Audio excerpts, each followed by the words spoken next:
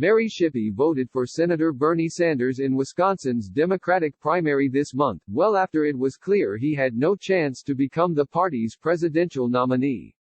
Now that Mr. Sanders has dropped out and endorsed former Vice President Joseph R. Biden Jr., Ms. Shippee is torn over whether to once again cast a vote for a moderate Democrat in November, after grudgingly supporting Hillary Clinton in 2016 and President Barack Obama in 2012. What it feels like is the Democratic Party relies on guilting progressives into voting for them, and they don't want to have any meaningful changes, said Ms. Shippee, 31, a nursing student in Milwaukee. For the third election in a row, to have a candidate you're not excited about makes me a little more interested in voting third party. Despite Mr. Sanders's call to unite behind Mr. Biden to defeat President Trump, whom the Vermont senator described as the most dangerous president of modern times, and despite Mr. Obama's assurance that the party had moved left since he left office, the youthful and impassioned army of Sanders supporters is far from ready to embrace a nominee so unlike the one they pinned their dreams on. In interviews with 24 Sanders primary voters across the country this week, there was a nearly universal lack of enthusiasm for Mr. Biden, the presumptive Democratic nominee. Some called him a less formidable candidate than Hillary Clinton was in 2016. Many were skeptical of his ability to beat Mr. Trump. Others were quick to critique Mr. Biden's sometimes incoherent speech. Taken together, the voters' doubts raised questions about how many would show up for Mr. Biden in November, including their likelihood to volunteer and organize for him, an important measure of enthusiasm. In a poll last month, 4 out of 5 Sanders supporters said they would vote for Mr. Biden, with 15% saying they would cross over to Mr. Trump, about the same share that did so in 2016. Tawan Thorne, 24, said it was up in the air whether he would vote. A Sanders supporter who recently moved to New York City from Pennsylvania, where he is registered to vote, he said, "If I happened to be at my polling place, I would vote for Biden, but I'm not very enthusiastic about him whatsoever." Some Sanders primary voters said they would back a third-party candidate, a few said they would vote for Mr. Trump, and some were wavering about voting at all. Daniel Ray, 27, of Lancaster, Penn, planned to write in Tulsi Gabbard, the congresswoman from Hawaii who ended her long-shot bid for the Democratic nomination last month. In Facebook groups for Sanders supporters and on Twitter, cynicism persisted about the olive branches on policy that Mr. Biden has offered to progressives and, at the extreme, some accused Mr. Sanders of selling out his leftist movement.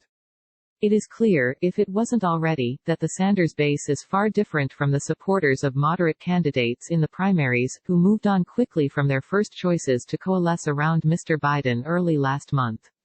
For Mr. Sanders, bringing his people on board will not be easy, even though he endorsed Mr. Biden with seeming affection and months earlier than he did Mrs. Clinton in 2016.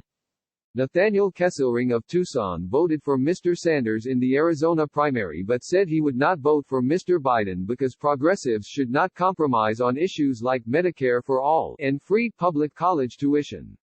"If we don't declare as a movement that this isn't good enough," Mr. Kesselring said, referring to Mr. Biden's moderate policies, "then the Democratic Party has every right to ignore us. I hate the idea of Donald Trump being president for another term, but if that's what we need to do to make these people take us seriously, that's what needs to be done." "I hate it," repeated Mr. Kesselring, 45, the vice president of a buyers club for diabetes products. "I hate it, but I'm not moving." Certainly, as polling shows, the majority of Sanders voters plan to support Mr. Biden. Most of those interviewed who intend to do so called it a hold-your-nose election. "I will vote for him. Biden is better than Trump, sure," said Stephen Phillips, 33, who lives in Lakeland, Florida, and has been furloughed from his job in talent recruitment because of the coronavirus outbreak. But he cringed watching Mr. Sanders's live-streamed endorsement of Mr. Biden on Monday, when the senator spoke extemporaneously while the former vice president seemed to be reading off cue cards. "This guy is going to be running against Donald Trump, who off the cuff can destroy anybody with words." Maria Aviles Hernandez, 24, a Spanish teacher near Rocky Mount, NC, didn't vote in 2016 but plans to support Mr. Biden, although Mr. Sanders was her first choice. "I will vote this year, I will make sure of that," she said. I didn't expect Trump to win the first time. The world just surprised me. I don't want that to happen again. A challenge for Mr. Biden in the fall is that even if he has the grudging support of Sanders voters, many may not go out of their way to vote, either by applying for absentee ballots or by traveling home if they are students. For a college student, the barriers to get to the voting place are very real, said Victoria Waring, 21, whose family home is in central Pennsylvania but who attends college in Philadelphia, studying film and animation. A lot of my friends are disillusioned with the Democratic Party. They feel there's nothing they can do to be represented, that the establishment will pick whoever they want and it doesn't matter what we say. In 2016, before she was old enough to vote, Ms. Waring organized for Jill Stein, the Green Party candidate. Ms. Waring said she would not volunteer this year for the Biden campaign.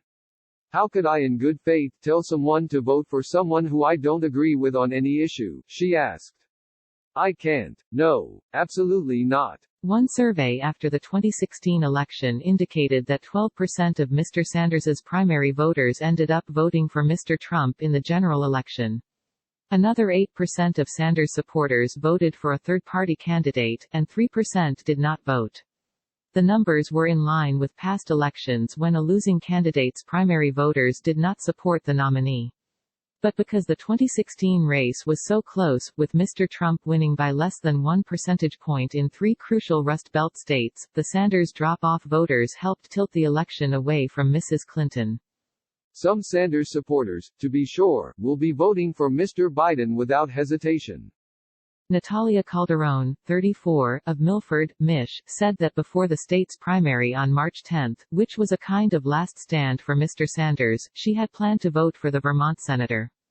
But she changed her mind before the election and voted for Mr. Biden instead.